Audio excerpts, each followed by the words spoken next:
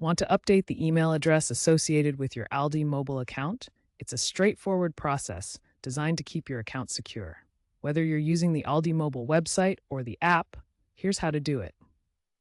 First, log into your ALDI mobile account using your current username, usually your phone number or email, and password. Make sure to complete any two-factor authentication steps if you have them enabled. Next, navigate to the Account or Profile section.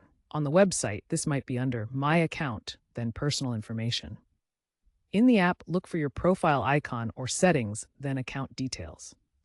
Once you're in the account settings, find the Email or Contact Information field and enter your new email address. ALDI Mobile will likely send a confirmation email to both your old and new addresses.